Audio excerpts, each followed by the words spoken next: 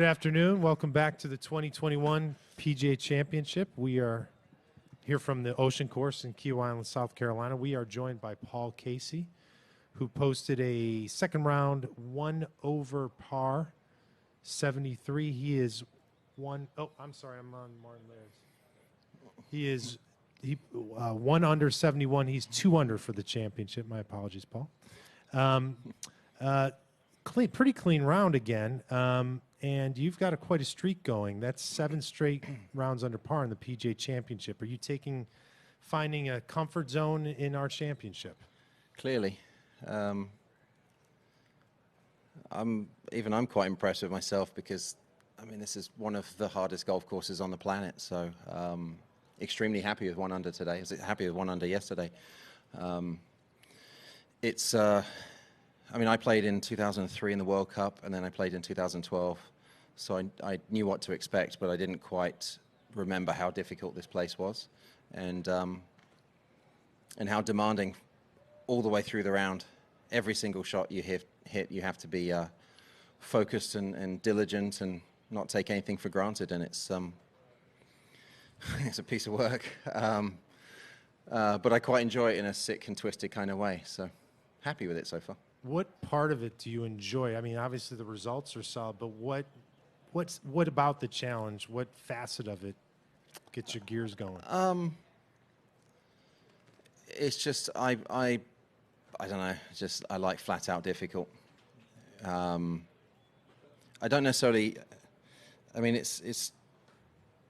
We get to play a lot of. I don't know, very difficult golf course, but sometimes they can be difficult because of setup. This is just a difficult golf course because of architecture, which are 2 very different things. It's actually been very well set up. It's very fair. The greens are, obviously they're firm, but they're receptive to well-struck shots. They're not particularly fast greens. Fairways are wide. I mean, everything about it's just the architecture that makes this difficult. And so that's probably what I enjoy the most. And I just tend to play well on difficult golf courses. I'd rather it wasn't a 30 under par kind of week, which obviously we're not going to get, but you're right where you want to be. Rex is just letting me talk. All right, Rex on 4. Go ahead, sir. Even par on 14 through 18. How would you describe that? Today? Yeah.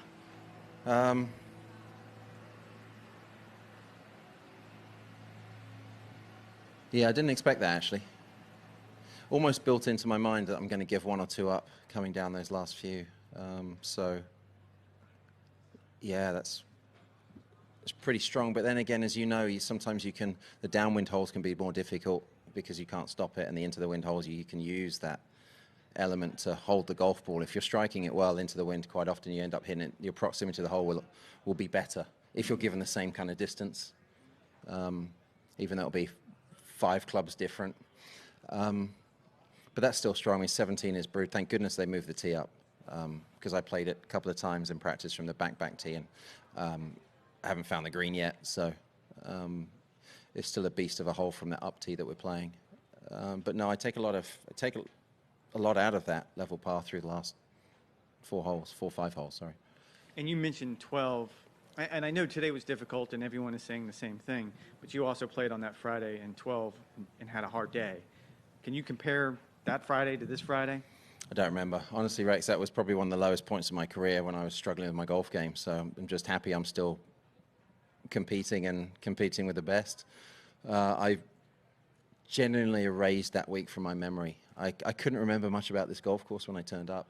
And pieces started to sort of come back to me the more I played it. But unfortunately, at that time in my career, I wasn't enjoying my golf and wasn't playing particularly well. So. And can you do one more? Or yeah, go ahead. When you look at the leaderboard, I don't know if you've had a chance to. If one name this week or 2012? Right now. Yeah. When you look at that leaderboard, is there one name that surprises you? I don't know, Louis Oosthuizen? No. You trying to get me to say Phil? Yeah, I am. Fell for it. Why is it surprise? It doesn't surprise me. Why? I mean, Phil's one of the greatest short game magicians that's ever lived. You don't know what's going to, recently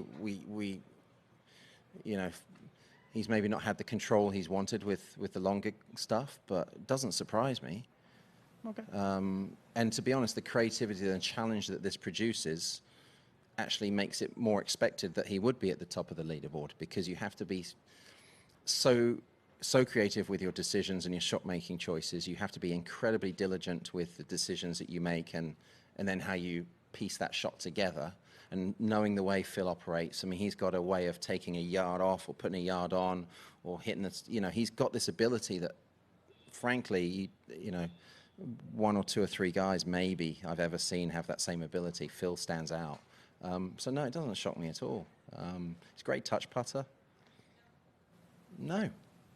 Maybe just because he hasn't played the level of golf he's wanted to recently. You might say that, but I'm quite enjoying it. I think doesn't surprise me. And I hope he goes all the way, and if he doesn't win, he's a threat all the way through, because it's brilliant. It's great for the championship, and I love it. Juan on 2. So you mentioned two things. One is you were preparing yourself to shoot over par today, which looked like mentally worked for you. And I don't know if that's something that... Well, mentally, for the last, 4 or 5 holes. Okay, yeah. Not sure. Hopefully not. Yeah. It's almost like you try to get 1 or 2 or 3 under. Holes like 10 can be a great opportunity. I mean, let's be honest, from when you turn, so let's be honest, like 6 to 13, make hay, and then it's like just cling on if you can those last sort of 5 holes. Yeah. So, but I'm mentally preparing to try to be under par. Just it's those last 5 you're going to get maybe kicked, those last 5. And that connects to what you also said about the masochistic enjoyment of this golf course, no? So how much pain do you have to endure here, or be prepared to endure? Yeah. To be honest, it's all sort of self-inflicted, isn't it? The pain.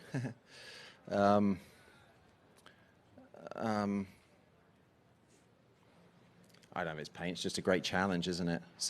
That's what I'm calling it. Others might not use that phrase, but